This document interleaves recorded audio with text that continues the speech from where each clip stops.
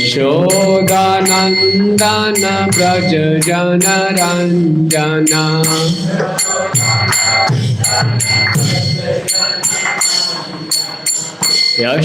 यशोदानन्दन व्रज जनरञ्जना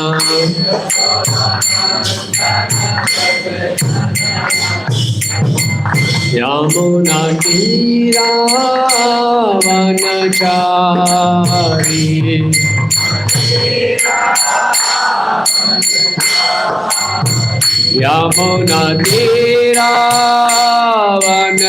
यमुनातीरावनचारी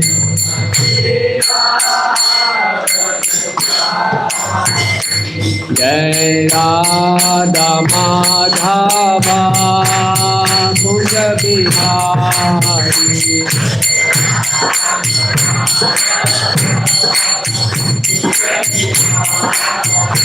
जय Radha Madhava Kunj Bihari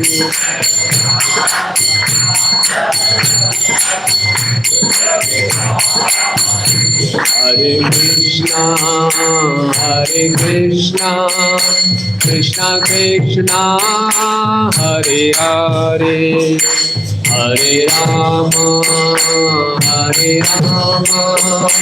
Rama Rama, Hare Hare.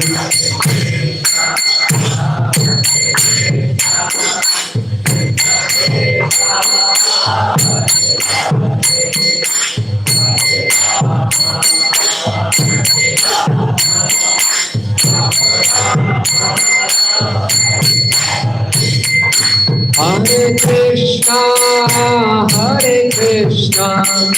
Krishna Krishna, Hare Hare, Hare Rama, Rama Rama, Hare Hare.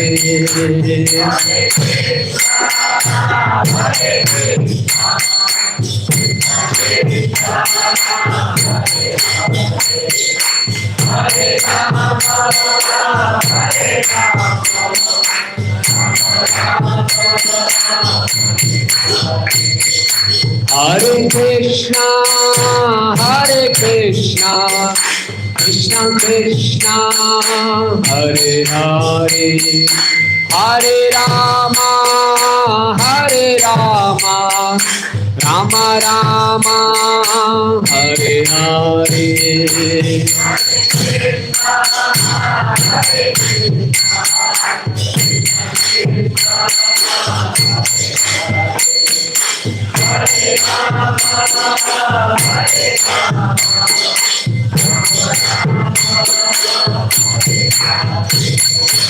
Hare Krishna,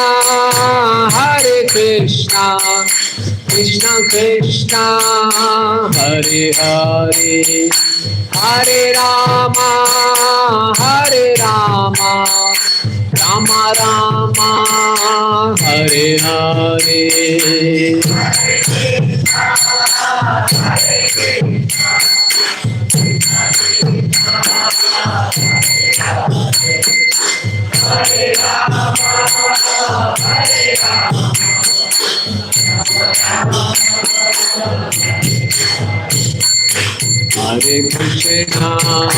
Hare Krishna, Krishna Krishna, Hare Hare, Hare Rama,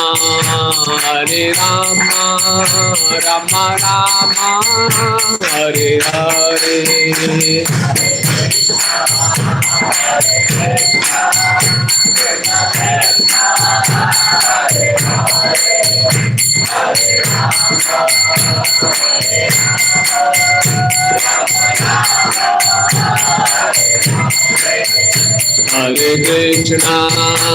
Hare Krishna, Krishna Krishna, Hare Hare, Hare Rama, Rama Rama, Hare Hare.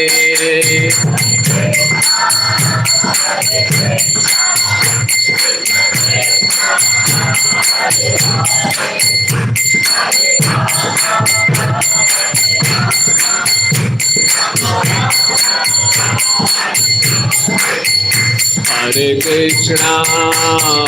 Krishna, Krishna Krishna, Hare Hare, Hare Rama, Rama Rama, Hare Hare.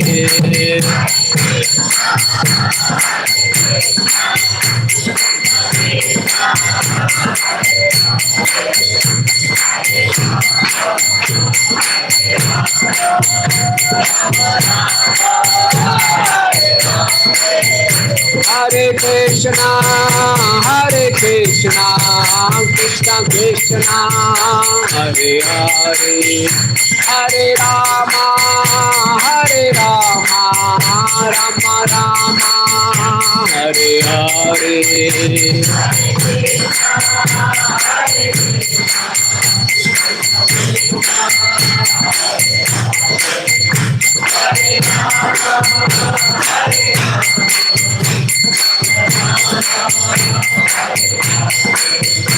Jaya Prabhupada, Prabhupada, Prabhupada, Srila Prabhupada.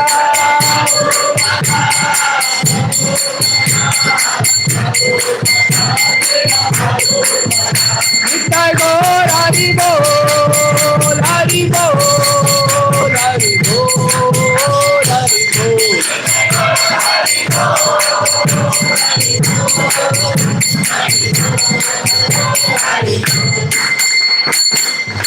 जय विष्णुपाद परमहंस प्रभु जी का आचार्य स्तोत्र Shri Shrimad divine grace भक्ति वेदांत स्वामी श्रील प्रभुपाद की ISKCON founder आचार्य Jagat Guru सेवेदा whole world ऐसी भक्ति वेदांत स्वामी श्रील प्रभुपाद की जय विष्णुपाद परमहंस प्रभु जी का आचार्य स्तोत्र Shri Srimad His Divine Grace Srila Bhakti सिद्धांत श्री ठाकुर महाराज प्रभुपाद की अनंत कोटि वैष्णव वृंद की नामाचार्य श्री हरिदास ठाकुर की प्रेम से कहो श्री कृष्ण चैतन्य प्रभु नित्यानंद श्री अद्वैत गदाधर शिवासादि गौर भक्त वृंद की श्री श्री राधा वृंदावन चंद्र जी की श्री श्री गौरनिताय की प्रहलाद नरसिंह देव भगवान की जगन्नाथ बलदेव सुभद्रा सुदर्शन जी की सीताराम लक्ष्मण हनुमान की वृंद देवी तुलसी महारानी की ग्रंथराज श्रीमद् भागवतम की निताय गौर प्रेमानंदे.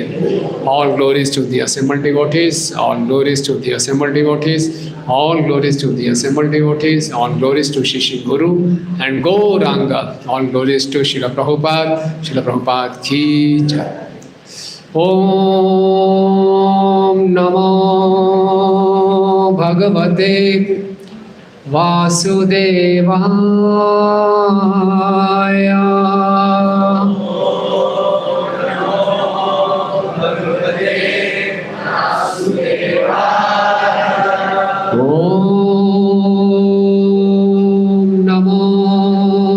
भगवते वासुदेवाय.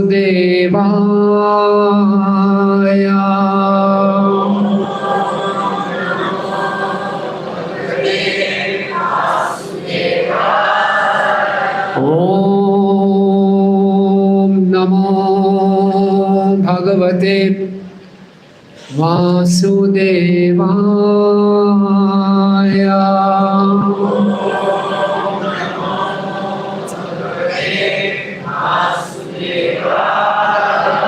नारायणं नमस्कृत्यं नरं चैव नरोत्तमं देवीं सरस्वतीं व्यासं ततो जयम् उदीरयेत्. नष्टप्रायेषु अभद्रेषु नित्यं भागवत सेवया भगवती उत्तम श्लोके भक्तिर्भवति नैष्ठिकी. कृष्णाय वासुदेवाय देवकी नंदनाय च नंदगोपकुमाराय गोविंदाय नमो नमः. ग्रंथ श्रीमद् भागवतम दूसरा स्कंद नवा अध्याय. अध्याय का नाम है श्री भगवान के वचन का उदाहरण देते हुए प्रश्नों के उत्तर. श्लोक संख्या 2. बहुरूप इवा भाति मायया बहुरूपया रममाणो गुणेश्वस्य ममहमिति मन्यते बहुरूप इवा भाति मायया बहुरूपया रममाणो गुणेश्वस्य ममाहमिति मन्यते। बोलिए प्लीज।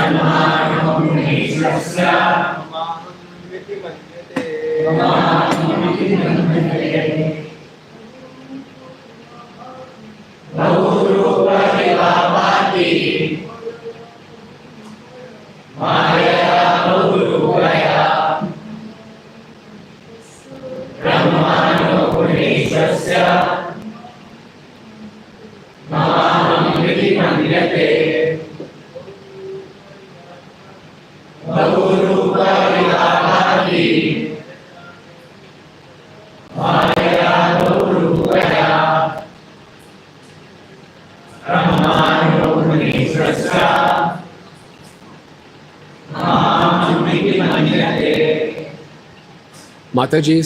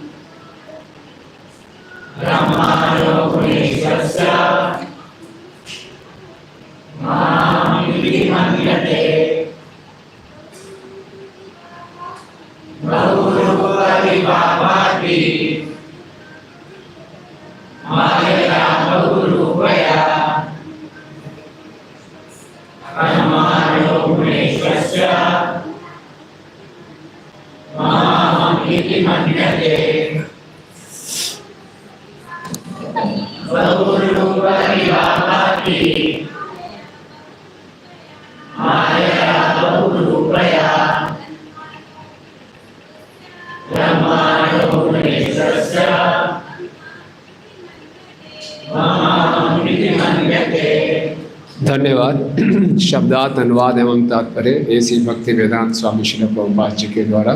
श्रील प्रभुपाद की जय।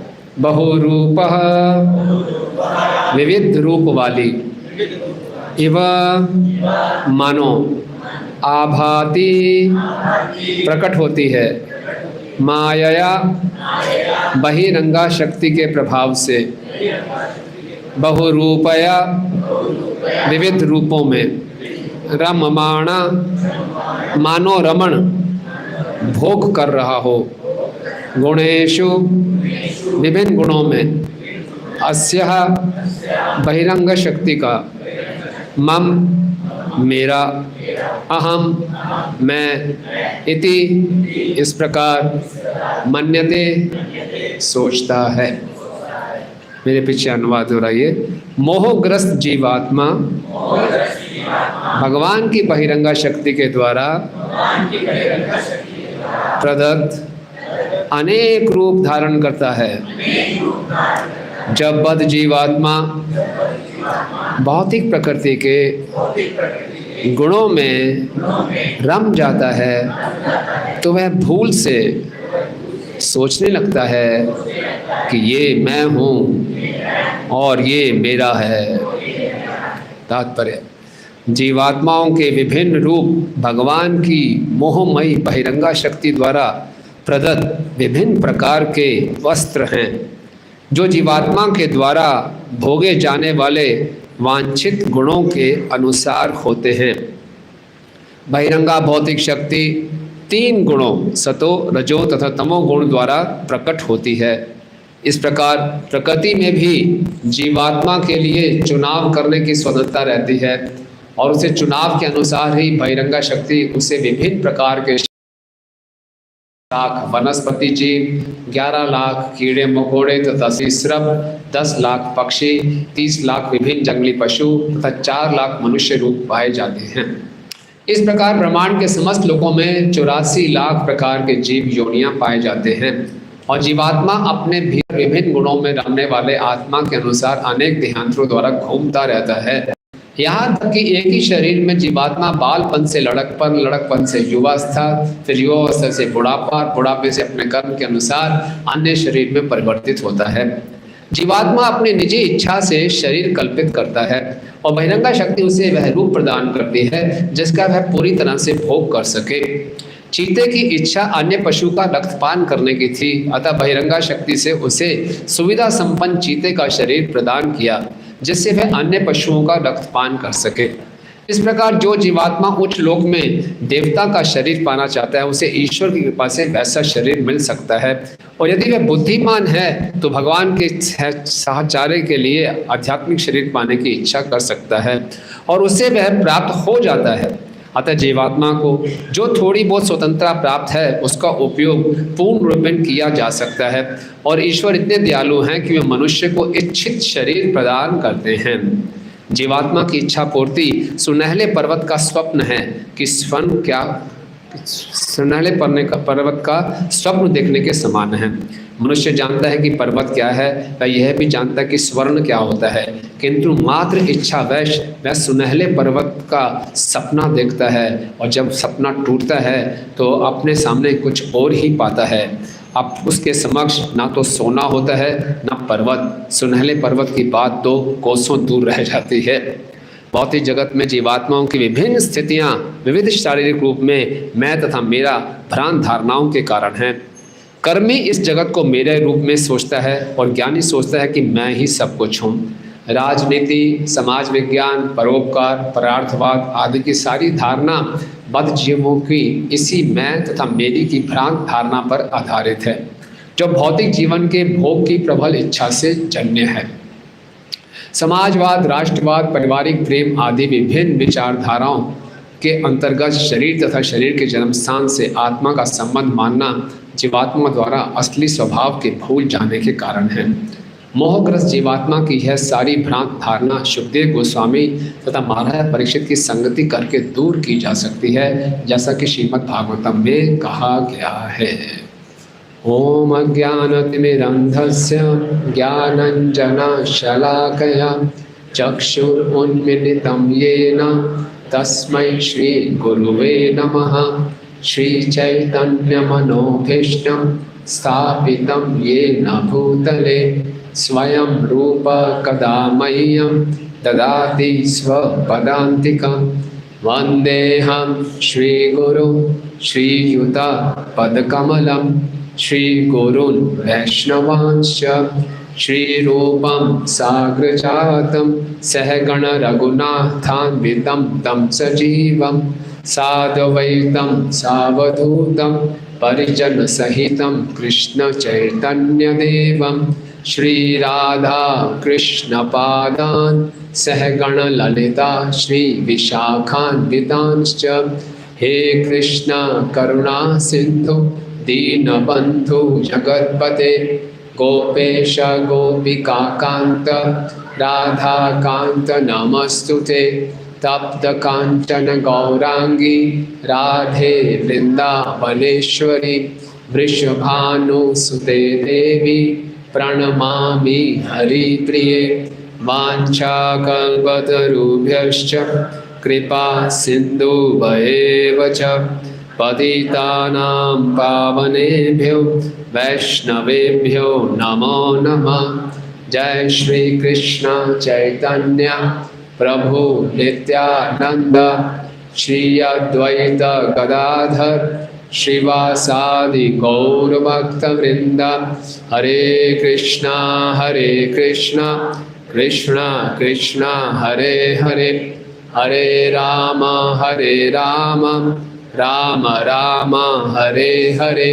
नमो ओम विष्णुपादाय कृष्ण पृष्ठाय भूतले श्रीमते भक्ति वेदांत स्वामिनिति नामिने।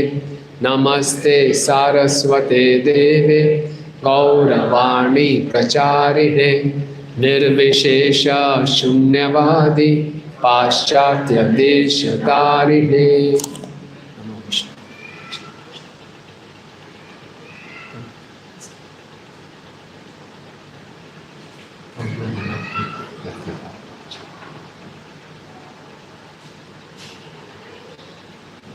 हरे कृष्णा।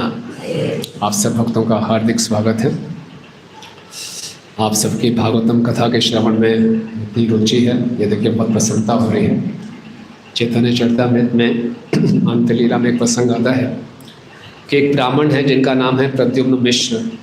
वो महाप्रभु के पास जाते हैं, बोलते हैं महाप्रभु मैं आपसे कुछ भागवत का श्रवण करना चाहता हूँ। तो महाप्रभु ने जब ये सुना तो महाप्रभु ने उनको बधाई दी। बोले आप बहुत सौभाग्यशाली हैं कि आपके हृदय में भागवतम को सुनने की इच्छा उत्पन्न हुई है। तो हम सबको श्रील प्रभुपाद के प्रति कृतज्ञ होना चाहिए कि प्रभुपाद जी ने जो भी मंदिरों का निर्माण किया, मंदिरों में जो सबसे मुख्य कार्य है वो है श्रवण, श्रीमद् भागवतम का श्रवण। क्योंकि श्रीमद् भागवतम भगवान का ही स्वरूप है। भागवतम के जो 12 स्कंद हैं भगवान के दिव्य अंगों से उनकी तुलना की गई है। और हाँ जी, इको बहुत ज़्यादा हो रहा है।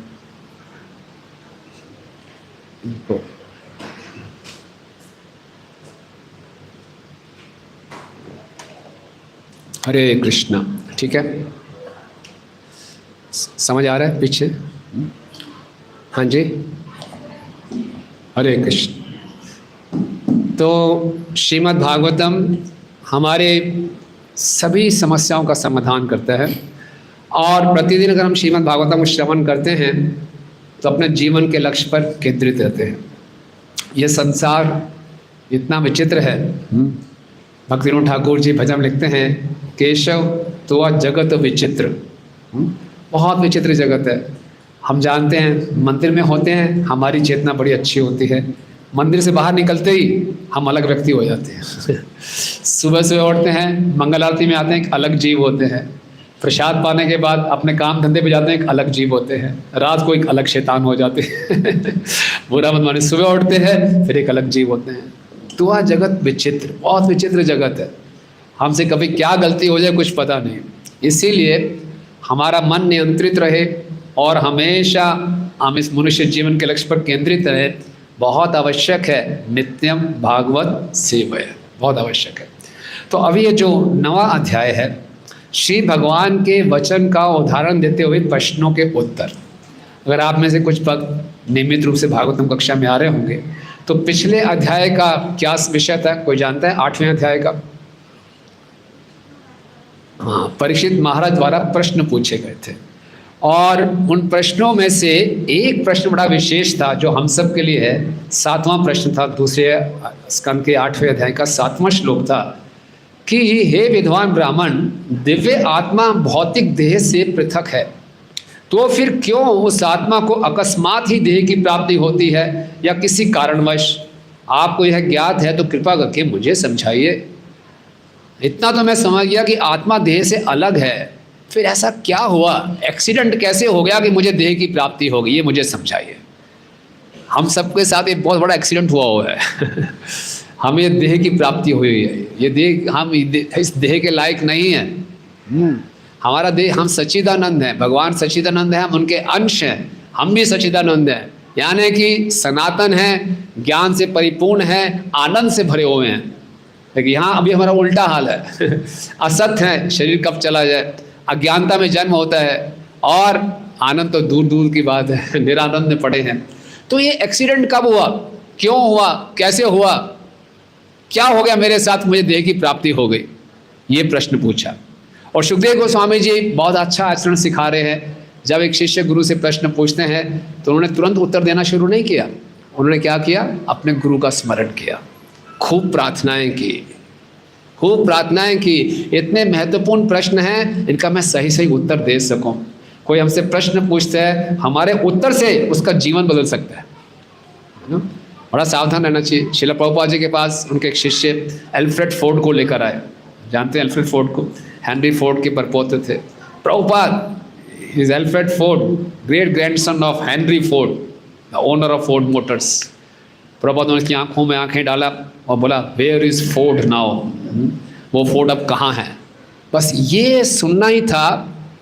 एल्फ्रेड फोर्ड का हृदय बदल गया कि मेरे जो पूर्वज थे वो कहाँ हैं, कुछ पता नहीं कहाँ हैं। इसका मतलब कुछ भी हो सकते हैं। तो वो इतने समर्पित हो गए, बोले मैं अभी फुल टाइम ज्वाइन कर लेता हूँ। प्रभुपाद ने बोला नहीं, आप काम धंधा करिए और उस धन से भगवान की सेवा कीजिए। फिर उनका नाम क्या बना? अम्बरीश दास, है ना।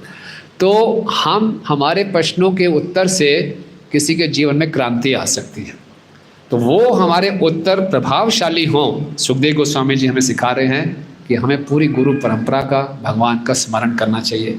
तभी कुछ प्रवचन देने से पहले, कुछ संदेश देने से पहले हम क्या करते हैं? मंगलाचरण करते हैं, सभी आचार्यों का आशीर्वाद प्राप्त करते हैं।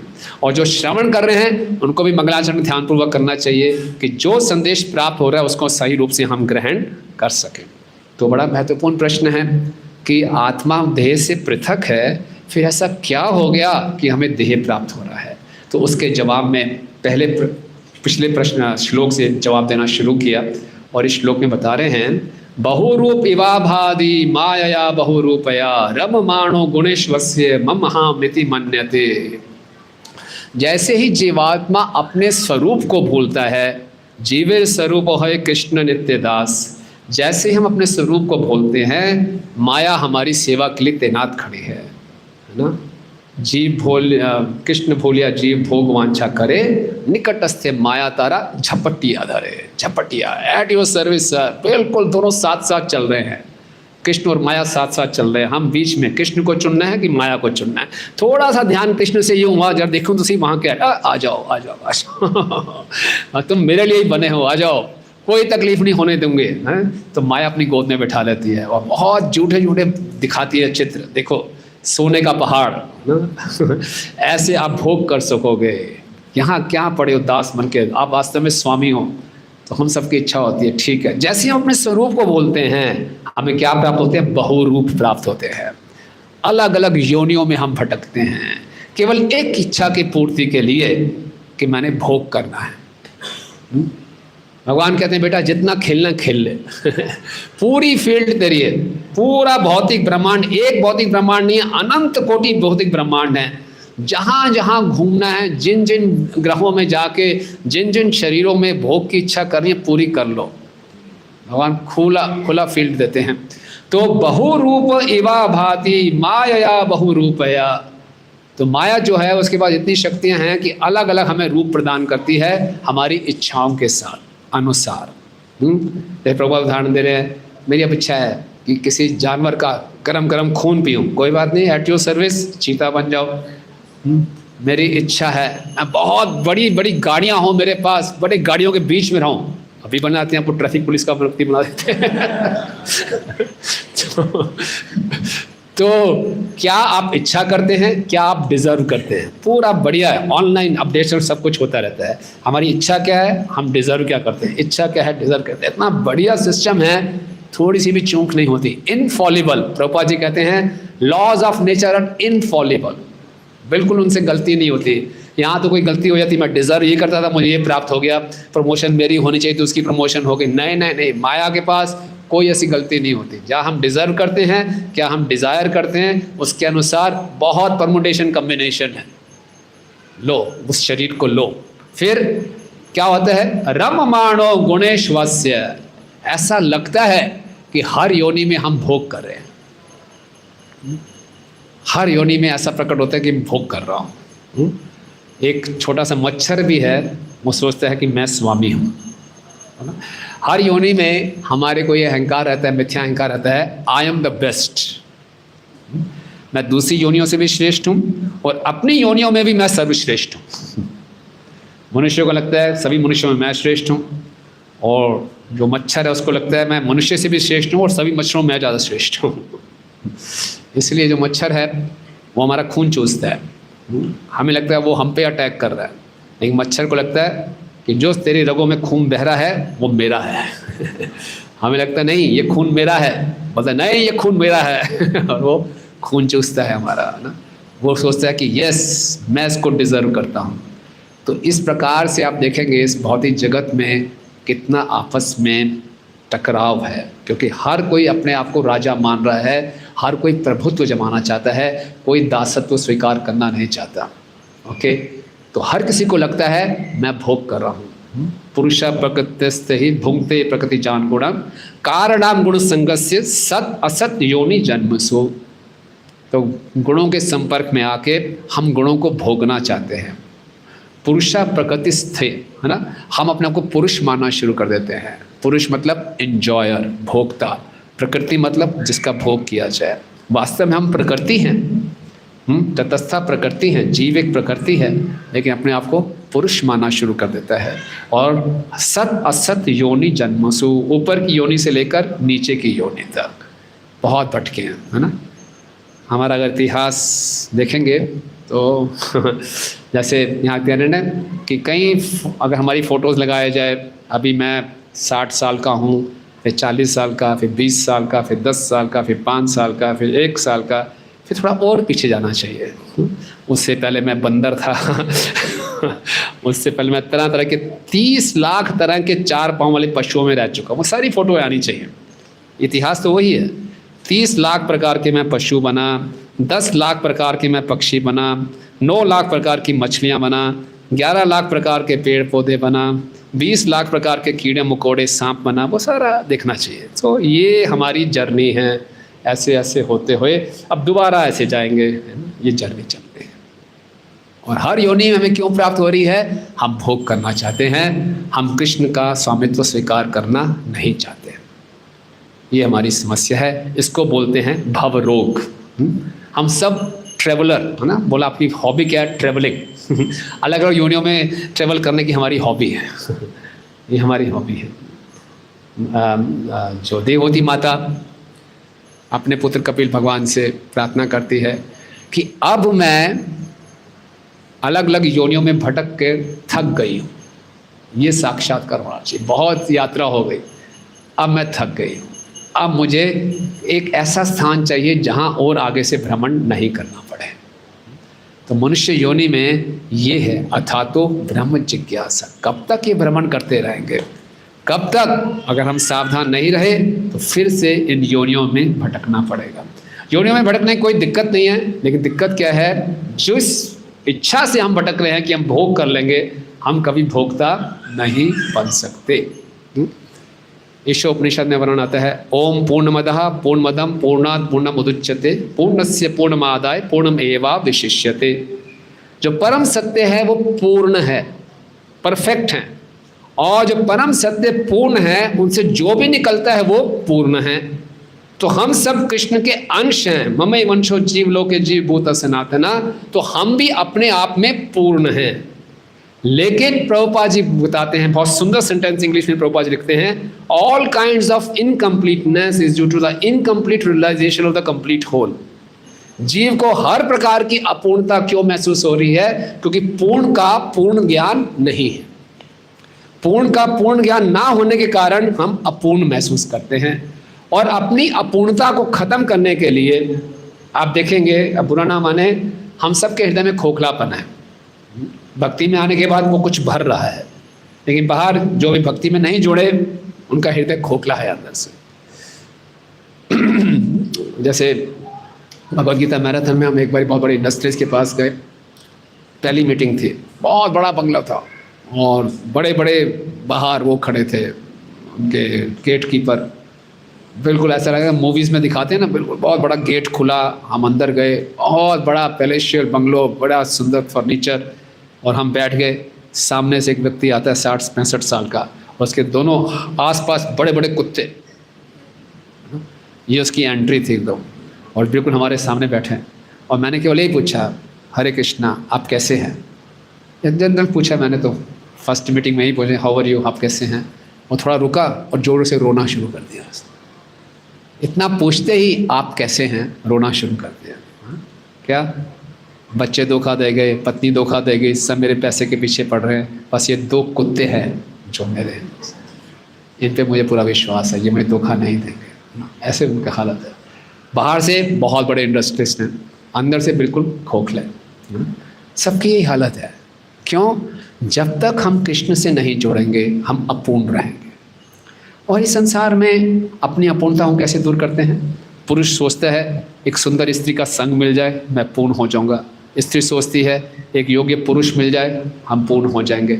दोनों मिल भी जाते हैं फिर भी थोड़ी सी अपूर्णता है, थोड़ा परिवार आ जाए पूर्ण हो जाएंगे। एक लड़का हो गया, हाँ, एक लड़की भी हो जाए पूर्ण हो जाएंगे। अब बोलते हैं अब आपकी फैमिली कंप्लीट हो गई। फैमिली कंप्लीट हो गई लेकिन हम अभी कंप्लीट नहीं हुए। क्यों? हम जब अपनी असली फैमिली में जाके जुड़ेंगे तब जाके हम कंप्लीट होंगे, तब पूर्ण होंगे। हरे कृष्णा कृष्णा कृष्णा हरे हरे, हरे राम राम राम हरे। तो इस अपूर्णता को पूरा करने के लिए हम तरह तरह की इंद्र तृप्ति करने का प्रयास करते हैं। प्रभुपाद जी लिख रहे हैं सब प्रकार का ये राष्ट्रवाद, समाजवाद और ये पारिवारिक प्रेम, परोपकार, सबका सब क्या है? इस अपूर्णता को दूर करने के लिए है। बहु रूप, अलग अलग रूपों में हम प्रयास कर रहे हैं, लेकिन कभी भी हम संतुष्ट नहीं होंगे। ठीक है? और जिस भी हम योनि में जाते हैं, माया के प्रभाव से हम क्या सोचते हैं? अहम मामिति मन्यते। श्रीमद् भागवत में बताया गया है इस संसार सृष्टि का जो सबसे बड़ा पागलपन है, पागलपन क्या है? मैं और मेरा। जो जीव मैं और मेरा के रूप में सोचता है, मैं क्या? मैं ये शरीर हूँ। सुबह सुबह उठ के मैंने आपको शीशे में देखते हैं, चाहे कैसा भी रूप हो हमारा, अपने आप को बड़ा सुंदर समझते हैं। थोड़ी सी कमी है बट ऑलमोस्ट परफेक्ट हैं। कुछ भी हो जाए, दूसरों को पसंद हो या ना हो, अपना रूप अपने आप को बहुत पसंद है। तो मैं ये शरीर हूँ और इस शरीर से जुड़े जितनी चीज़ें सब मेरी हैं, मैं और मेरा, मैं और मेरा। इससे बड़ा कोई पागलपन नहीं है। इसलिए प्रभुपाद जी कहते हैं, एक पुस्तक है प्रभुपाद जी की मैचलेस गिफ्ट, उसके पहले ही पेज में प्रभुपाद जी लिखते हैं कि इस पूरे संसार में एक सही व्यक्ति पाना भी बहुत कठिन है। Even to find one sane man in this material world is very very difficult. क्यों? वो व्यक्ति ठीक कब माना जाएगा? जो मैं और मेरा से ऊपर हूँ। लेकिन हम सभी किस में फंसे हुए हैं? मैं और मेरा। जब तक ये मैं मतलब मैं ये शरीर हूँ, ये कहलाता है मोह। मैं ये शरीर हूँ, ये गाड़ी मेरी, ये घर मेरा, पत्नी मेरी, बच्चे मेरे, सारा इंडस्ट्री मेरी, मैं मेरा महामोह। महामोह, मैं मतलब मोह, मेरा महामोह। प्रभुपाद जी कह रहे हैं जो बहुत कर्मी लोग हैं वो कहते हैं मेरा मेरा मेरा सब कुछ चाहिए, ये भी मेरा, ये भी मेरा, और जितना मैं विस्तार करूंगा ये सब मेरी एम्पायर है, ये मेरा किंगडम है। कर्मी ऐसा ढंग से सोचते हैं।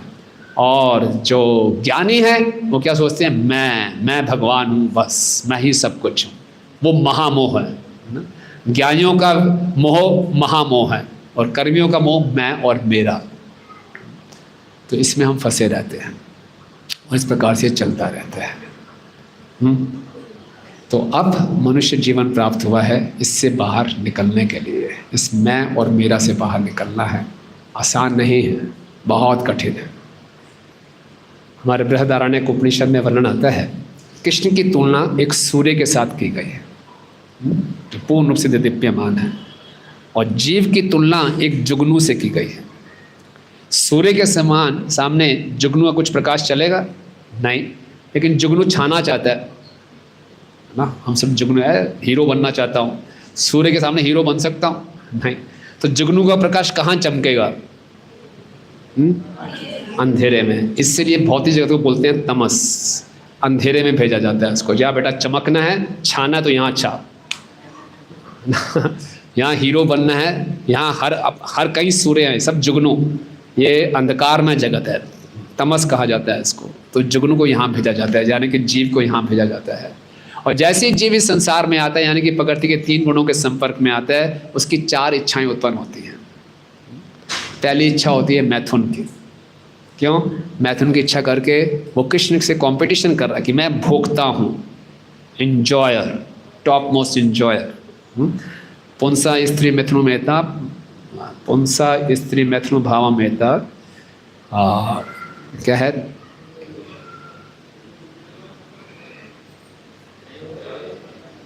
हाँ, अतः गृह क्षत्र सुप्ताप्त वित्ते जन्नस्य मोह अहमामेति। पुरुष और स्त्री का जो आपस में आकर्षण है और जो वो मिलते हैं, वो ग्रंथि और प्रबल हो जाती है। और फिर अतः गृह क्षेत्र सुप्ताप्त वित्ते जन्नस्य मोह अहमामेति। फिर उनको क्षेत्र भी चाहिए, घर भी चाहिए, धन संपत्ति भी चाहिए, सब कुछ चाहिए। तो फिर क्या होता है? मैं और मेरा यहाँ से शुरू होता है। तो पहली इच्छा भोगने की, और सबसे बड़ी भोगने की इच्छा क्या है? मैथुन। फिर जब संतान की उत्पत्ति होती है, फिर इच्छा होती है संतान उत्पन्न करें। तो भगवान की नकल मानना है कि मैं सृष्टि का रचयिता, भगवान ने सृष्टि की रचना की, मैं भी तो कुछ रचना करूं, क्रिएटर बनूं, तो कुछ संतान को क्रिएट करता हूं, तो क्रिएटर बनने की इच्छा पूरी होती है।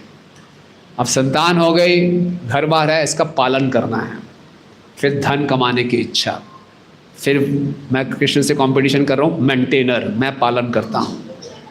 तो भोग कर लिया, सृष्टि की रचना कर ली और मेंटेन कर लिया, लेकिन बहुत कुंठा हो जाती है। इसके बाद होती है फ्रस्ट्रेशन। फिर इच्छा उत्पन्न होती है कि इस फ्रस्ट्रेशन को, इस कुंठा को मैं कहीं एक्सप्रेस कर सकूं, मैं बोल सकूं, मेरी आवाज़ सुनो, कोई समझे तो सही मुझे, मैं क्यों परेशान हूँ, कोई जानता ही नहीं मुझे क्यों परेशान हूँ। तो ये 4 इच्छाएं उत्पन्न होती हैं हर जीव के अंदर, और ये हमारा साइकिल चल रहा है। लेकिन अब इसे छुटकारा कैसे पाया जाए, ये बहुत दर्दनाक कहानी है हमारी। तो ये श्रीमद् भागवतम की विशेषता है। भक्तों के संग में आके हमें मालूम चलता है कि ये मेरी असली बीमारी है। कृष्ण भूलिया जीव अनादि बहु दुखे, अतः माया तारे दे संसार दुखे। हमारे दुख का कारण कोई परिस्थिति नहीं है, कोई व्यक्ति नहीं है, हमारे दुख का कारण है कृष्ण को भूलना। इसलिए जब यहाँ पर आए, गुरु के संपर्क में आते हैं, तो हमें सबसे पहले क्या प्रोसेस दिया जाता है कि येन केन प्रकारेण मनः कृष्ण निवासी है। किसी न किसी ढंग से कृष्ण का स्मरण करो। कृष्ण के स्मरण में रहेंगे तो माया से दूर। कृष्ण है सूर्य सम, माया है अंधकार, जहाँ है कृष्ण तहाँ नहीं माया अधिकार। तो इससे छुटकारा कैसे पाया जाए? तो श्रीमद् भागवतम के 11वें स्कंद में वर्णन आता है। 11वें स्कंद के 3रे अध्याय का नाम है माया से मुक्ति।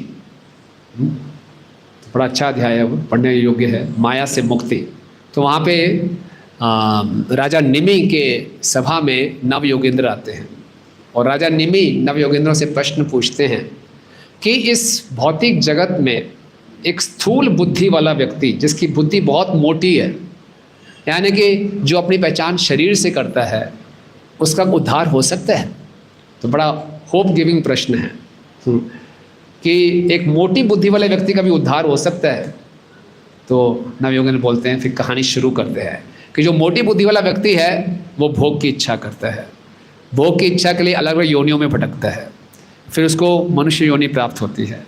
मनुष्य योनि में भी भोग की इच्छा करता है कि चाहे स्त्री पुरुष का संग करके मैं संतुष्ट हो जाऊँगा, फिर भी वो संतुष्ट नहीं है। सोचता है धन की कमी है, खूब धन कमाता है, फिर भी संतुष्ट नहीं होता। फिर सोचता चलो शायद स्वर्ग लोक में जाऊंगा, वहाँ संतुष्ट हो जाऊंगा, बड़े बड़े यज्ञ करेगा, कर्म कांड करेगा, तो स्वर्ग लोक में भी चला जाता है, खूब भोग करता है, फिर भी संतुष्ट नहीं है। फिर क्या करें? तो इतना भटकने के बाद फिर जब परेशान होता है तो फिर सोल्यूशन बताते हैं। तस्मात् गुरुं प्रपद्येत जिज्ञासु श्रेयसोत्तमा, शब्दे परे च निष्णातम ब्रह्मणि उपशमाश्रयम्। कि अगर किसी को वास्तविक आनंद चाहिए, तस्मात् गुरुं प्रपद्येत जिज्ञासु श्रेयस उत्तमा, उत्तम श्रेयस चाहिए, जिसको जीवन का असली सुख चाहिए, उसको क्या करना चाहिए? प्रामाणिक गुरु की शरण में जाए। जब प्रामाणिक गुरु की शरण में जाते हैं तो गुरु हमें जब दीक्षा लेते हैं, दीक्षा का क्या प्रोसेस है? दीक्षा की विधि हमें मिथ्या अहंकार से सच्चे अहंकार तक ले जाती है। दीक्षा की विधि शुरू होती है और दीक्षा समाप्त कहाँ होती है? जब हम भाव की स्टेज पे आ जाते हैं। कौन बताएगा 9 स्टेजेस भक्ति में, श्रद्धा से प्रेम तक?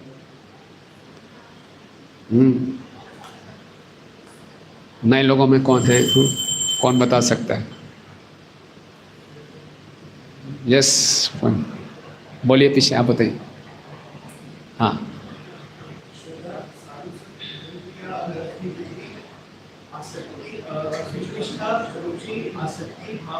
वेरी गुड, हरि बोल, वेरी गुड। तो इसमें जो 7 स्टेजेस हैं, श्रद्धा से लेकर आसक्ति, ये साधना भक्ति है। फिर 8वीं भाव भक्ति है, 9वीं प्रेम भक्ति है। पहले दिन हमें बता दिया हमारे जीवन का लक्ष्य है प्रेम प्राप्त करना, तो 9वीं स्टेज तक पहुंचना है। शुरुआत होती है श्रद्धा से।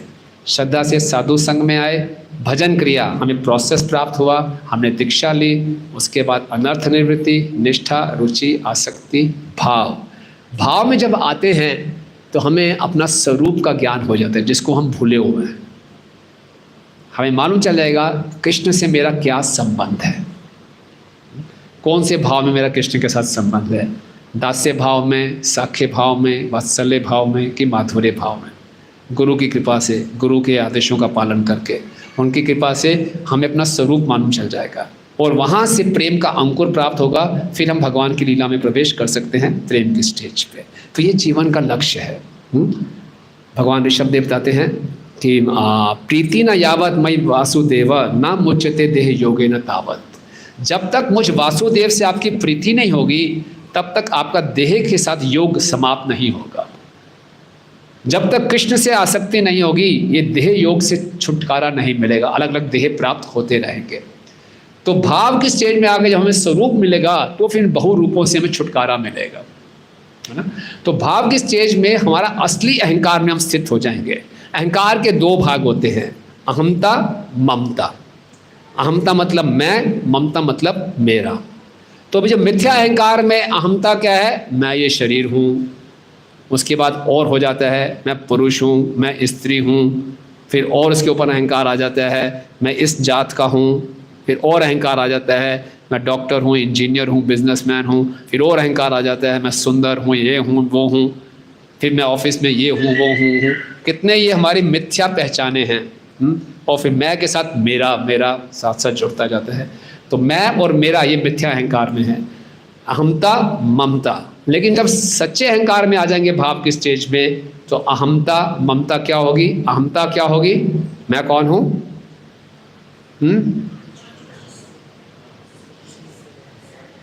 कृष्ण का दास, अहमता। ममता क्या होगी, कृष्ण मेरे हैं, मैं कृष्ण का दास हूँ और कृष्ण मेरे हैं। तो ये असली अहंकार, ये कैसे होगा, जब हम गुरु की कृपा से, गुरु की आज्ञाओं का अच्छे ढंग से पालन करेंगे। जब हम प्रभुपाद जी के सामने आते हैं तो क्या बोलते हैं प्रणाम मंत्र, नमो ओम विष्णु पादाय। नमो का मतलब क्या होता है, नमः। ना मतलब नहीं, माँ मतलब मेरा। अब मेरा कुछ नहीं है, सब आपका है, ठीक है। आगे से सोच समझ के प्रणाम करना। भगवान को भी प्रणाम करते हैं, नमः जहाँ हम बोलते हैं कि जो मेरा है वो आपका है, वो मेरा नहीं है। जब इस भावना के साथ प्रणाम करते हैं तो भगवान प्रसन्न हो जाते हैं। हम बोलते हैं नमः मेरा कुछ नहीं है, तो भगवान बोलते हैं ममा, आप अब मेरे हो। तो इस भावना से प्रणाम करना चाहिए कि अपना सब कुछ प्रणाम भी करना चाहिए। और कैसे इस आसक्ति से दूर हो, ये आसक्ति से दूर होना इतना आसान नहीं है।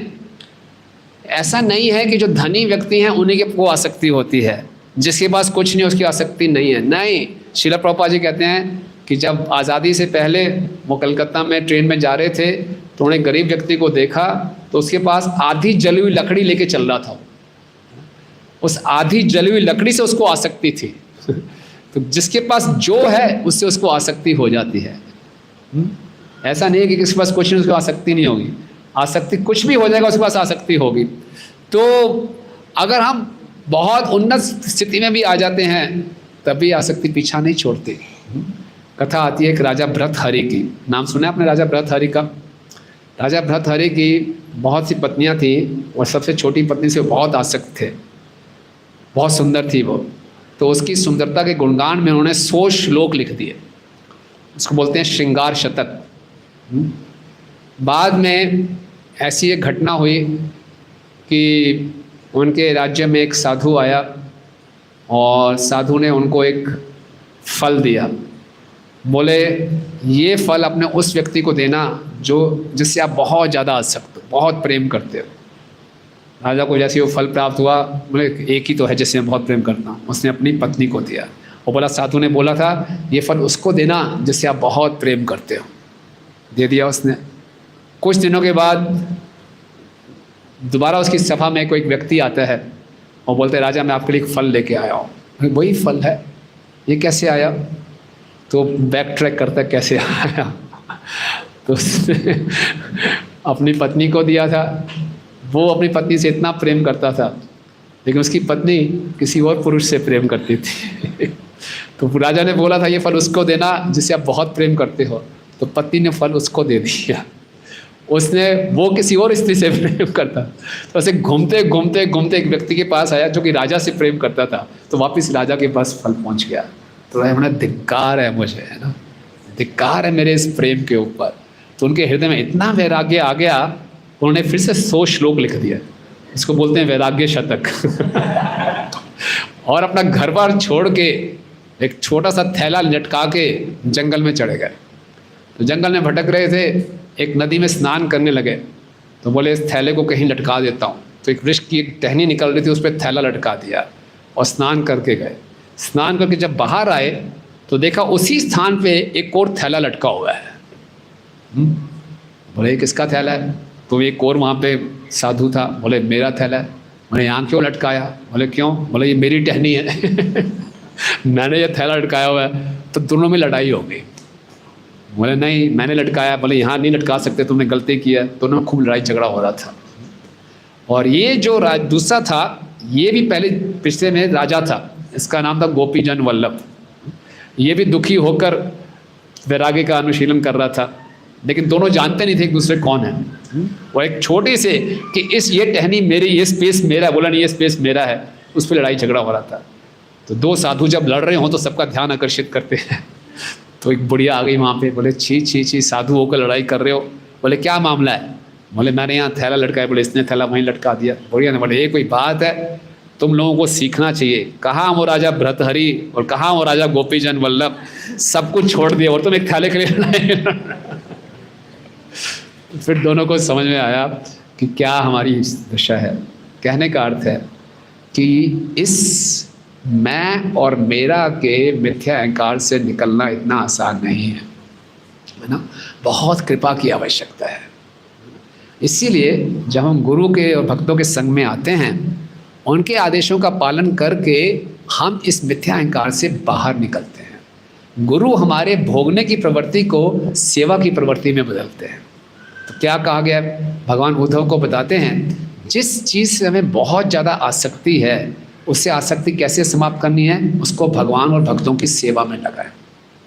मन नहीं मानेगा, मन नहीं मानेगा, लेकिन फिर भी लगाएं। एक भक्त शेयर कर रहे थे कि ब्रह्मचारी हैं, वो शेयर कर रहे थे कि जब वो थे तो हर महीने दान देते थे मंदिर में, और दान के लिए चेक भी काट देते थे। चेक को जेब में भी डाल लेते थे, लेकिन जेब से निकाल के चेक देते हुए भी मन कहता था सोच ले यार, कल दे देना।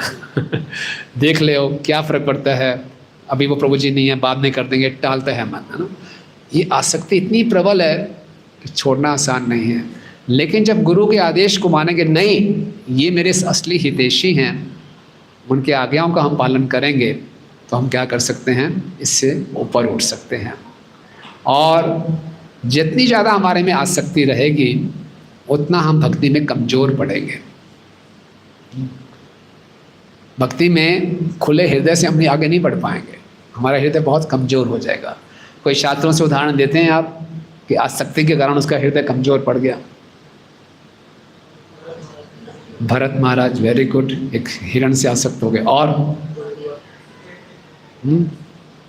किसका? धृतराष्ट्र। धृतराष्ट्र को सब समझाते थे, बोलते बिल्कुल जो आप कह रहे हैं सच कह रहे हैं, ये वासुदेव मैं जानता हूँ, ये सब कुछ ठीक है, लेकिन क्या करूँ? क्या करूँ? कमज़ोर पड़ जाता है। जो विधाता की इच्छा, अरे विधाता ही कह रहे हैं छोड़ दो, नहीं जो उनकी इच्छा, जैसा भाग्य है। तो ये व्यक्ति कमज़ोर पड़ जाता है अपनी आसक्तियों के आगे। हमें ये भ्रम है कि जितनी ज़्यादा हम इस संसार में आसक्तियाँ रखेंगे, उतने हम खुश रहेंगे, उनकी अच्छी सेवा कर पाएंगे। लेकिन वास्तव में अगर हम किसी की सेवा भी करना चाहते हैं, तो जितना अनासक्त होंगे उतनी अच्छी हम सेवा करेंगे, है ना। सबसे ज़्यादा अनासक्त व्यक्ति इस संसार में कौन है? कृष्ण। कृष्ण के अंदर 6 ऐश्वर्य हैं। 6 ऐश्वर्यों में एक ऐश्वर्य क्या है? वैराग्य। हम कृष्ण के बाकी सब ऐश्वर्यों की नकल मानना चाहते हैं, वैराग्य की नकल नहीं मानना चाहते। धनवान बनना चाहेंगे, रूपवान बनना चाहेंगे, गुणवान, यशवान, पहलवान, सब कुछ बनना चाहेंगे, लेकिन वैराग्यवान बनना नहीं चाहते। वैराग्य से हम घबराते हैं, डरते हैं। तो वर्णन आता है जब कृष्ण और रुक्मिणी का संवाद होता है, तो कृष्ण रुक्मिणी को छेड़ रहे हैं, है ना, कि मुझसे क्यों विवाह कर लिया, तो मेरे तो घर बार का भी पता नहीं, किस खानदान से हूँ ये भी नहीं पता, क्षत्रिय हूँ वैश्य हूँ ये भी नहीं पता, शिशुपाल से विवाह कर लो, कोई बात नहीं। कृष्ण के परपोत्र भी हो चुके हैं, तब भी बोले हैं तलाक ले लो, उनसे विवाह कर लो, कोई दिक्कत नहीं है, मेरे साथ आपका जीवन बर्बाद हो रहा है, मैं तो निष्किंचन हूँ, कुछ भी नहीं है मेरा। जब नंद बाबा के यहाँ था तो 9 लाख गायें भी नंद बाबा की थी, यहाँ पे भी राजा उग्रसेन है, मेरा कुछ भी नहीं है, निष्किंचन, मेरा कुछ है ही नहीं, क्यों मुझ भिखारी के पास आप आ गए। तो बहुत सी ऐसी बातें बोले। तो सुनते ही रुक्मिणी जी मूर्छित हो गए। फिर भगवान ने उनको दोबारा वापस चेतना में लाए। फिर रुक्मिणी जी ने जवाब देना शुरू किया, है ना, एक एक शब्द का बड़ा अच्छा अच्छा जवाब है। तो निष्किंचन बोला था भगवान ने कि मेरे पास कुछ भी नहीं है। तो रुक्मिणी बोलती हैं बिल्कुल ठीक कह रहे हैं आप, आपके पास कुछ भी नहीं है। क्यों? क्योंकि आप ही सब कुछ हो। आप ही सब कुछ हो तो आपका होगा क्या? हम अगर अपनी गाड़ी से अलग हैं, अपने घर से अलग हैं, बोलते हैं ये मेरी गाड़ी है, ये मेरा शरीर है, लेकिन आप ही सब कुछ हो तो आप क्या किसी को पोजेस करोगे, ऑन करोगे? इसलिए आपके पास कुछ भी नहीं है। तो वास्तव में कृष्ण पूर्ण रूप से रिनाउंस्ड हैं। श्रील प्रभुपाद जी के पास एक व्यक्ति आए, भक्त आए, बोले प्रभुपाद मैं सब कुछ त्यागना चाहता हूँ, I want to renounce everything. Prabhupada हंसे, बोले आपके पास है क्या जो आप रिनाउंस करो? तो एक तरफ से भगवान कह रहे हैं मेरे पास भी कुछ नहीं है, क्योंकि भगवान ही सब कुछ है। एक तरफ जीव के पास भी कुछ नहीं है। तो हमें क्या त्यागना है? हमें क्या त्यागना है? अपने इस मिथ्या अहंकार को, कि मैं भोगता हूँ, मैं करता हूँ, मैं एंजॉय कर सकता हूँ, मैं और ये मेरा। जब तक ये मैं और मेरा का भाव रहेगा, ये हमारे देह में रूपांतरण चलता रहेगा। अलग अलग शरीर, अलग अलग परिस्थितियाँ हमें प्राप्त होंगी और हम कभी भी अपने आप को, अपने में पूर्णता का अनुभव नहीं कर पाएंगे। तो इसीलिए मनुष्य जीवन में ही हम ये सीख सकते हैं, इस पर हम अभ्यास कर सकते हैं और एक असली अहंकार की तरफ बढ़ सकते हैं। हम सब जानते हैं हरि नाम के जप में 10 प्रकार के अपराध हैं। तो 10वां अपराध क्या है? भगवान नाम की अगाध महिमा सुनने पर भी भौतिक आसक्ति बनाए रहना। तो पद्म पुराण में इसे 10वें अपराध को बताया गया है। श्रुति अपि नाम महित में या प्रीति रहितो नर अहम अमादि परमो नामानि सो अप्याधृत कृत। श्रुति अपि नाम महित में, वेदों में, श्रुति में, शास्त्रों में नाम की इतनी महिमा सुन ली, यह प्रीति रहितो नरा, फिर भी जो मनुष्य है प्रीति रहित नाम करता है, बस फॉर्मेलिटी के लिए नाम लगता है। नाम लेते हुए लगता है कि ये माला जल्दी जल्दी नीचे हो जाए, बस हमारा कोटा पूरा हो जाए, कोई प्रीति नहीं है, बहुत बड़ा बोझा लगता है कई बार। तो क्यों? क्योंकि अहम अमादि परमो। जब हम जप कर रहे होते हैं तो ईमानदारी से बताइए, कृष्ण के बारे में ज़्यादा सोच रहे होते हैं कि अपने बारे में? किसके बारे में ज़्यादा सोच रहे होते हैं? अभी ये करूँगा, फिर ये करूँगा, उसने ऐसा क्यों कर दिया, अभी मज़ा चखाता हूँ उसको, ये वो चलता रहता है पूरा। अहम अमादि परमो। हरि नाम से भी अपने आप को ज़्यादा महत्वपूर्ण मानते हैं। हरि से ऊपर हरि का नाम नहीं, हरि नाम से भी ऊपर कौन? अहम अमादि परमो। मैं और मेरा उससे परे है। तो ये बहुत बड़ा अपराध है। तो हम समझ सकते हैं कि हमारे में कितनी आसक्तियां हैं, हरि नाम लेते हुए हमारा मन कितना भटकता है। तो इसकी प्रैक्टिस कर सकते हैं। जब भी हमारा मन भटक रहा हो, याद दिलाएं इसका मतलब क्या है, मैं अपने आप को हरि नाम से श्रेष्ठ मान रहा हूँ। तो हरि नाम को केंद्र में लाना है। हरे कृष्णा कृष्णा कृष्णा हरे हरे, हरे राम राम राम हरे। इस प्रकार से हम क्या करेंगे? प्रामाणिक गुरु के आदेशों का पालन करके और उनके प्रति आसक्ति विकसित करके, भगवान का प्रीति बताते हैं, प्रसंगम अजरम पाशा आत्माना कवयो विदु साएव साधु सुकृतो मोक्ष द्वारम अपावृतम। कि जो आसक्ति हमारी भौतिक विषयों में है, अगर वो एक प्रामाणिक साधु की ओर कर देते हैं तो हमारे मोक्ष के द्वार खुल जाते हैं। बिना आसक्ति के हम नहीं रह सकते, किसी ना किसी से तो आसक्त होंगे ही होंगे। इस आसक्ति को गुरु, साधु और कृष्ण में लगानी है, हरि नाम में आसक्ति विकसित करनी है। तो फिर क्या होगा? ये आसक्ति कम होती जाएगी। जितना हमारा इस संसार से आसक्ति कम होगी, उतनी ज़्यादा हम इस संसार की सेवा कर पाएंगे, उतनी ज़्यादा हम अपने परिवार वालों की सेवा कर पाएंगे।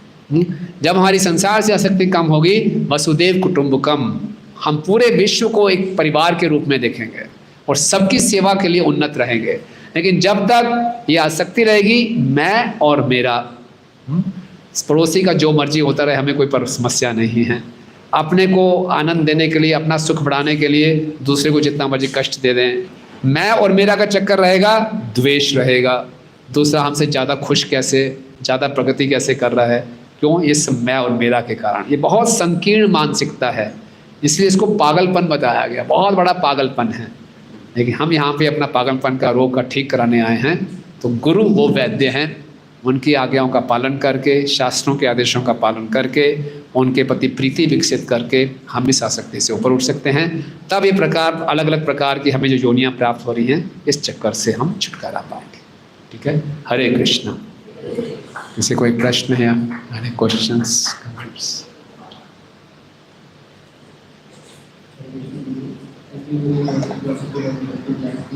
क्वेश्चन ये था कि हमारी होकर के बीच में होती है और आसक्ति तो हो ही जाती है, और ये जानते हुए भी कि ये जो चीज़ है ये प्रतिकूल है, माइंड इंटेलिजेंस को ओवरकम कर लेता है, तो कैसे इस चीज़ को समझ सकते हैं और कैसे प्रैक्टिस दे सकते हैं कि हम डिटैच होकर फौजी का प्रश्न है कि जानते हैं ये सब बेकार की बातें हैं, लेकिन फिर भी जानते हुए भी इसका पालन नहीं कर पाते और फंस जाते हैं बार बार।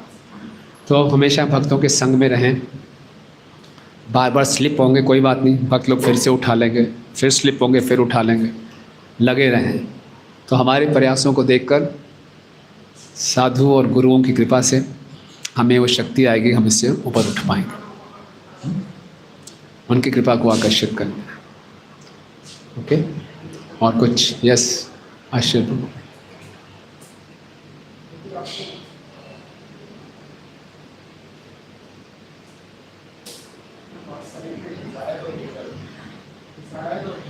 हाँ,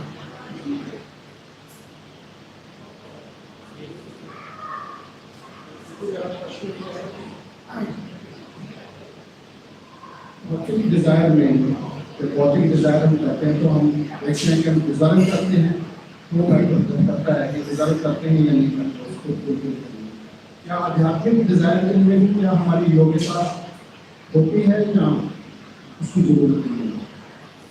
आध्यात्मिक डिज़ायर के लिए भी क्या योग्यता देखी जाएगी या उसकी ज़रूरत नहीं है? देखी जाएगी। हाँ, आपको कृष्ण प्रेम चाहिए? हाँ चाहिए, लेकिन फिर जाके सो गए कोई प्रयास नहीं, कोई सेवा नहीं, ऐसे प्राप्त नहीं होगा। अगर वास्तव में डिज़ायर है और उसके लिए हम प्रयास कर रहे हैं, तो हम कृपा से प्राप्त आकर्षित कर सकते हैं। अंतर ये है कि भौतिक इच्छाओं के लिए आपको पूरा डिज़र्व करना पड़ेगा।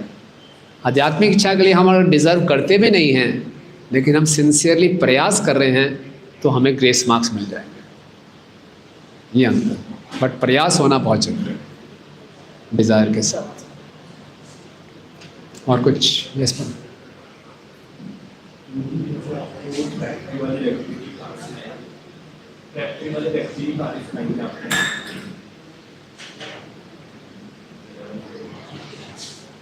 जो आपने फैक्ट्री वाले व्यक्ति इंडस्ट्रियलिस्ट की, हाँ, उनको मैंने समझाया कैसे यही बोला, हरि नाम लो, भगवगीता पढ़ो, कुछ भगवगीता स्पॉन्सर करो, भक्तों के साथ जुड़ो तो दिया, हरि नाम दिया, और थोड़ा बहुत उनको मैसेजेस वगैरह भेजते रहते हैं। अभी धीरे धीरे कल्टीवेट करने का प्रयास कर रहे हैं। तुरंत तो व्यक्ति कोई समझता नहीं है, बट भक्तों के संपर्क में आगे कुछ। यस माता जी।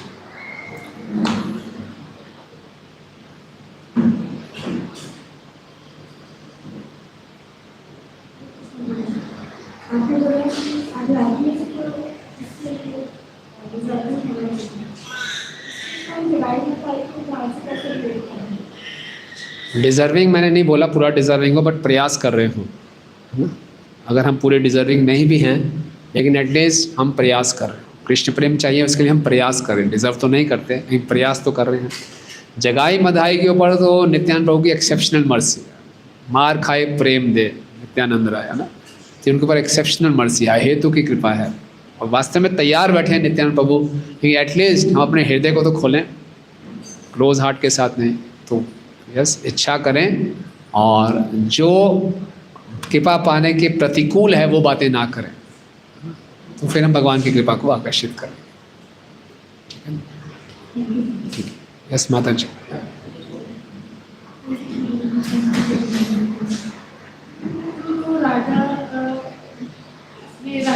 अपने राज्य को छोड़कर गए, तो एक तरह का उनको एक छोटे से टाइम का वैराग्य आया और फिर वो जाके फिर आपस में लड़ाई हो गई थी। हमारी लाइफ में हम जब अपनी फैमिली के साथ रहते हैं, जैसे आपने कहा कि वो सेवा में बदल जाता है, जब हम हरि नाम करते हैं दूसरों की सर्वे करते हैं, लेकिन आसक्ति तो रहती है उसमें। ये मेरा बेटा है, ये मेरा पति है, ये लाना है, हमको करना है। वो आसक्ति हरि नाम कर रहे हैं, संग में है, लेकिन अभी भी वो आसक्ति तो बहुत बहुत डीपली है। Good, thank you. मैं इसको कवर नहीं कर पाया, आपने अच्छा प्रश्न पूछा, थैंक यू। तो कैसे इसको किया जाए? हमने उन राजाओं की तरह घर छोड़ना नहीं है, चलो आसक्ति से उससे अनासक्त हो जाएंगे, वो फल्गु वैराग्य होगा, कुछ टाइम के लिए होगा।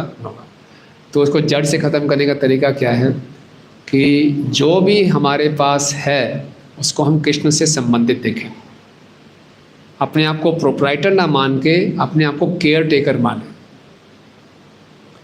कि जो संतान है, ये घर है, ये मेरा नहीं है, मैं इसके केयर टेकर हूँ।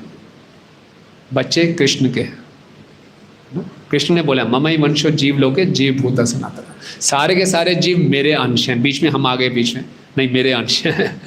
हम भी भगवान के अंश हैं, हमारे बच्चे भी भगवान के अंश हैं, वो भी जीवात्मा है। लेकिन अब मेरा रोल, मेरी सेवा क्या है? केयर टेकर की। तो मैं on behalf of Krishna care taking. क्या केयर टेकिंग है? सबसे अच्छी केयर टेकिंग क्या है कि उनको मैं भक्त बनाने का प्रयास करूं, ऐसे संस्कार दूं। तो ये मेरी सेवा है। तो क्या बन जाएगी? वो सेवा बन जाएगी, राइट। तो इसमें ये होगा, इसमें अपने बच्चों का भी ध्यान रखेंगे, अगर पड़ोस के बच्चे भी हैं उनके भी अवसर मिलता है तो उनके भी मैं ऐसे करूँगी कि उनके लिए भी अच्छी भावनाएँ रखेंगे। तो इस प्रकार से हमारा विजन ब्रॉड होता है, ठीक है ना। इस ढंग का हम प्रयास कर सकते हैं, right. Okay, yes, last question. जिस तरह से आपने बताया कि वैराग्य हमें उत्पन्न करना चाहिए और आपने बताया सोल्यूशन है आसक्ति से निकल लेना कि हम हर चीज़ को भगवान की सेवा में लगते हैं।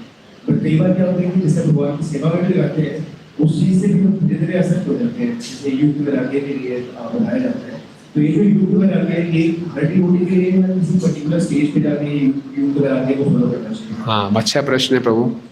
युक्त वैराग्य के लिए पहले वैराग्य होना चाहिए, फिर उसको युक्त करते हैं। वैराग्य होता नहीं और युक्त वैराग्य के नाम पे हम कुछ भी कर लेते हैं। तो युक्त वैराग्य इतना आसान नहीं है। अनासक्त से विषयान यथा राम उपयुज्यतो निर्बंधो कृष्ण संबंधो युक्तम वैराग्य उच्यते। 3 कंडीशंस हैं युक्त वैराग्य के लिए। क्या? अनासक्त से विषयान, बिल्कुल अनासक्ति होनी चाहिए विषयों से। ये जो स्मार्टफोन में भगवान की सेवा के लिए युक्त वैराग्य के नाम पे कर रहा हूँ, बिल्कुल भी इसमें आसक्ति नहीं होनी चाहिए। फिर अनासक्त विषय यथा राम उपयुज्यतो, यथा राम उपयुज्यतो वास्तव में ये कृष्ण की सेवा के लिए बहुत आवश्यक है, इससे मेरी भक्ति में सहायता होगी। फिर निर्बंधो कृष्ण संबंधो, इसका एक्सक्लूसिव उपयोग केवल सेवा के लिए करूँगा, अपने लिए नहीं। 24 के 24 घंटे कृष्ण की सेवा के लिए, ये नहीं कि चलो 2-3 घंटे अपना पर्सनल टाइम में कुछ एंटरटेनमेंट कर लिया। नो, वो युक्त वैराग्य नहीं है। जब ये 3 कंडीशंस होंगी, उस विषय वस्तु से बिल्कुल अनासक्त हूँ, उस विषय वस्तु का प्रयोग करके मैं भक्ति में आगे बढ़ रहा हूँ। तीसरा, उस विषय वस्तु का उपयोग केवल कृष्ण की सेवा के लिए, रंच मात्र भी अपने नहीं, उसको बोलते हैं युक्त वैराग्य। अब मुझे स्मार्टफोन, मुझे नए नए गैजेट्स यूज़ करना अच्छा लगता है, मैं थोड़ा टेक्निकल माइंड है, वेरी गुड, कोई बात नहीं, और मैं भक्ति भी करना चाहता हूँ, नो प्रॉब्लम। उसको मैं डॉवटेल करता हूँ, उसको डॉवटेलिंग बोलते हैं कि मेरी जो प्रोपेंसिटी है, मेरी जो प्रवृत्ति है, उसके अनुसार मुझे सेवा मिली, उसको भगवान की सेवा के साथ मैंने जोड़ दिया, डॉवटेल कर दिया, लेकिन वो युक्त वैराग्य नहीं है। इसलिए जब तक युक्त वैराग्य नहीं है, इन सुविधाओं का उपयोग करते हुए बहुत सावधान रहना चाहिए। गलत फहमी में ना रहें कि युक्त वैराग्य है, नो। कभी भी मैं एक्सीडेंट हो सकता है, कभी भी मैं इसके भोग के चक्कर में फंस सकता हूँ। तो सावधान, अपने आप को धोखा ना दें। यूज़ करना भी, सेवा के लिए उपयोग करना भी जरूरी है, लेकिन मेरी इससे आसक्ति भी है, तो सावधान, ठीक है ना, सावधान। यस प्रभु। जितनी देर वो सेवा में लगते हैं,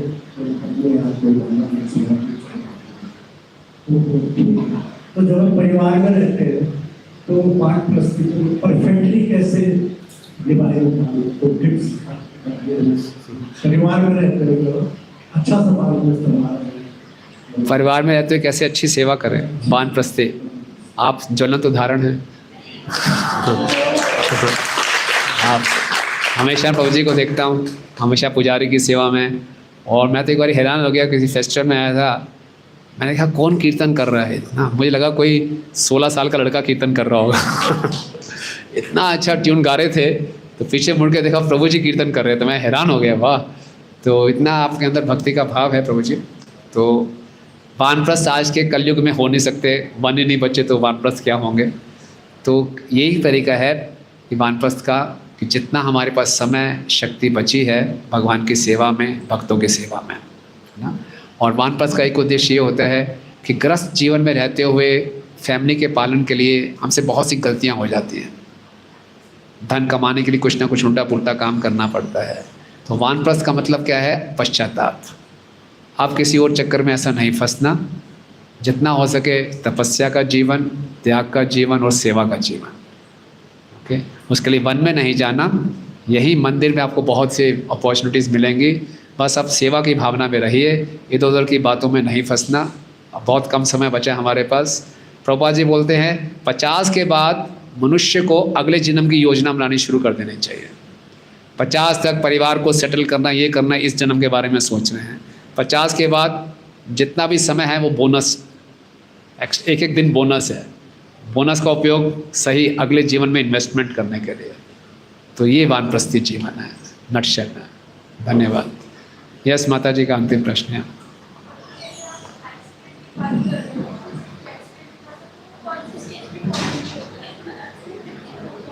एक्सीडेंट कौन सी स्टेज पे होता है? एक्सीडेंट कभी भी हो सकता है। एक्सीडेंट कभी भी हो सकता है, और ज़्यादातर एक्सीडेंट उनका होता है जो समझते में एक्सपर्ट हो गए। नदी में कौन डूबता है? जिसको तैरना आता है। जिसको तैरना नहीं आता वो डर डर के बस जल्दी बाहर आ जाता है। जिसको तैरना आता है ओवर कॉन्फिडेंस में वो डूबता है। तो इसीलिए एक जो साधक है वो हमेशा तैनात रहेगा, कभी नहीं सोचेगा मैं बहुत एक्सपीरियंस्ड हो गया हूँ, अब तो कोई दिक्कत नहीं है मुझे। कभी भी एक्सीडेंट्स होता है, सावधानी हटी दुर्घटना घटी। तो सावधान, साधु सावधान। ठीक है माता जी, आप सब भक्तों का बहुत धन्यवाद। ग्रंथराज श्रीमद् भागवतम की, जगत गुरु श्रील प्रभुपाद की, निताई गौर प्रेमानंदे।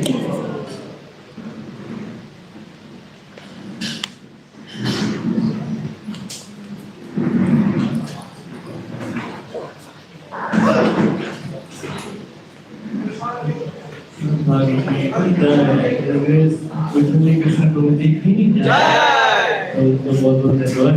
तो धन्यवाद करते हैं।